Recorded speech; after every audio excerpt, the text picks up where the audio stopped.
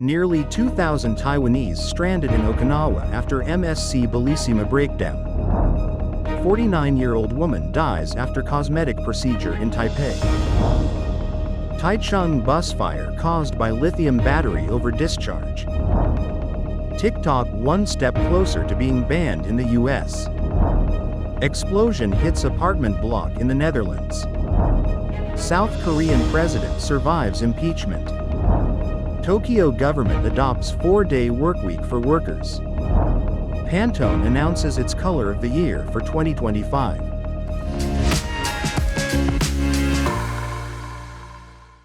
Hello, I'm Johnny. Thank you for joining us on Funday News. It's Friday, December 9th, and here are your top stories.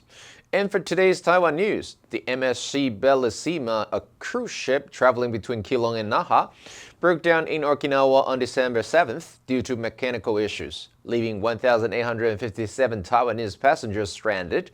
Taiwan's Ministry of Transportation has formed an emergency task force and coordinated with airlines to deploy larger aircraft. The stranded passengers are expected to return home by December 10th. A 49-year-old woman undergoing a cosmetic procedure in Taipei died after an adverse reaction to propofol anesthesia. Experts suggest the lack of vital sign monitoring during the treatment may have contributed to the fatal outcome. A fire at a Taichung parking lot in October destroyed 9 electric buses, leaving only their frames. Investigators confirmed lithium battery over-discharge as the cause. Authorities urge safety measures for electric vehicle use to prevent such incidents. And in global news, TikTok has lost its bid to strike down a law that could result in the platform being banned in the United States. A U.S. appeals court upheld the law in a ruling on Friday, denying TikTok's argument that the law was unconstitutional. The judges found that it does not contravene the First Amendment to the Constitution of the United States, nor does it violate the Fifth Amendment guarantee of equal protection of the laws. The ruling means the platform is one step closer to facing a U.S. ban, unless it can convince ByteDance to sell and find a buyer, starting on January 19, 2025. After the deadline, U.S. app stores and internet services could face fines for hosting TikTok if it is not sold. President Joe Biden signed a bill in April requiring the platform to be sold to a non-Chinese owner or be banned, following years of concern on Capitol Hill that ByteDance poses a national security risk. Lawmakers have worried ByteDance could share user data with the Chinese government or be forced to manipulate TikTok's algorithm to spread propaganda. TikTok sued to block the law in May, arguing it infringed on the free speech of its 170 million American users and unfairly singled out the platform. The court consolidated that lawsuit with claims from individual TikTok creators. 1 person died and 3 others were injured after explosions and a fire hit a 3-story apartment block in the Dutch city of The Hague on Saturday. Jean Van Zanen told the news conference that missing people were believed to be buried under debris, adding that the chance of finding survivors is very small. Van Zanen said there had been a small explosion followed by a larger one. The cause of the blast is not yet clear, but Dutch authorities said police have asked people to report if they saw a car speeding away shortly afterward. The explosions, which occurred in the city's Tarwekamp area just 3 miles from the city center, destroyed several apartments and ignited a fire that caused part of the building to collapse. 4 people were pulled from the rubble and taken to a hospital. Authorities have deployed a specialized urban search and rescue team to the scene, along with sniffer dogs. Rescuers are still searching for up to 20 others believed to have been inside at the time of the blast, but parts of the site remain too dangerous to access. Dutch broadcaster NOS interviewed a neighbor who reported hearing a child calling for help as the building burned. The Hague is home to several major international courts, including the International Court of Justice and the International Criminal Court.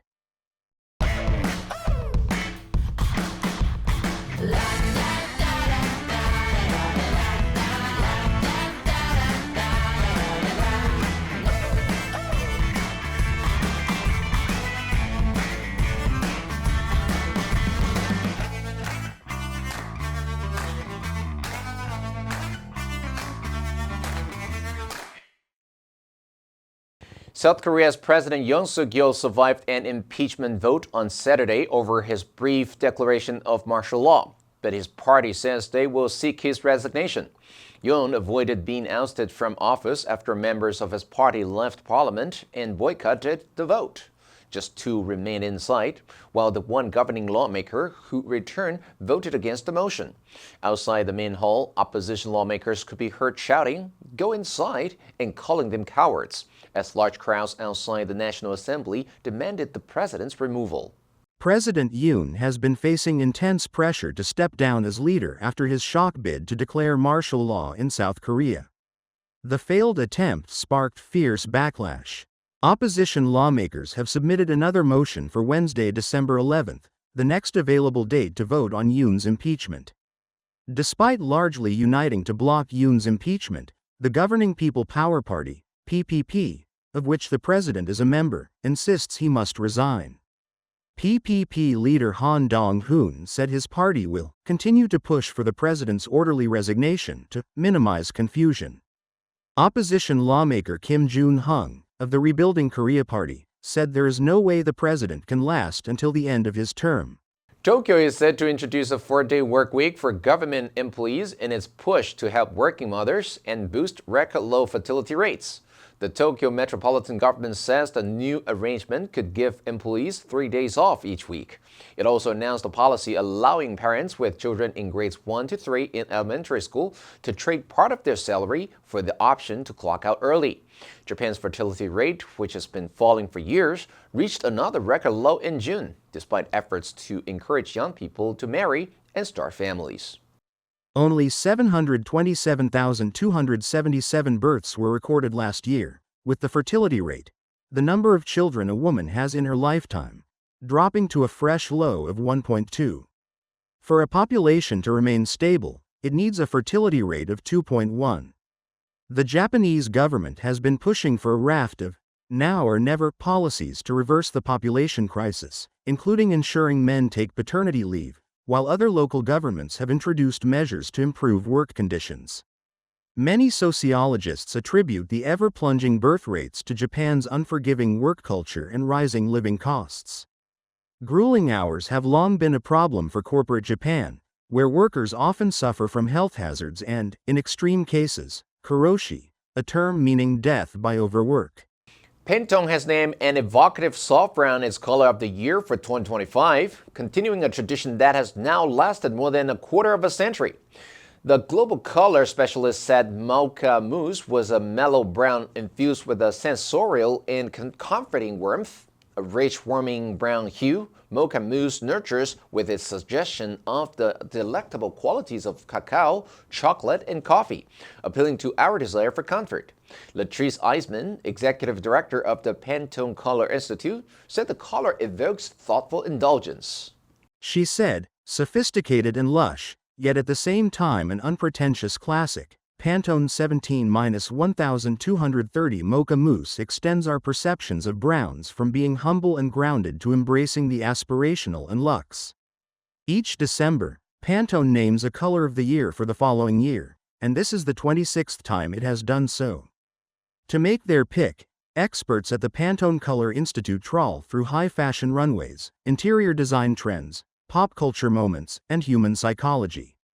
The first color of the year was sky blue in 1999, while more recent choices include peach fuzz, a light, fruity tone that conjures peace and serenity, in 2024, and viva magenta, an unconventional shade for an unconventional time, in 2023. The answer for last Friday was B, insurrection. The military quickly suppressed the insurrection before it could spread to other regions. Did you answer correctly? Now let's delve into the news of Tokyo government adopts 4-day work week for workers. Number 1, fertility, 受孕能力. In some countries, fertility rates have been declining for years, leading to concerns about population growth. Number 2, record low, 历史最低. The country's birth rate has hit the record low, which is raising alarms about the future workforce. Number 3, ever-plunging, 不断下降的. The stock market has been experiencing an ever-plunging decline over the past few months. Next, we have a multiple-choice question for everyone to practice. Which answer would you choose? You can write your answer in the comment section. The correct answer will be announced tomorrow. And that's all for today's Funday News. Be sure to tune in to Funday News from Monday to Friday and click the link below to join Funday for free. I'm your host, Johnny, and I'll see you next time.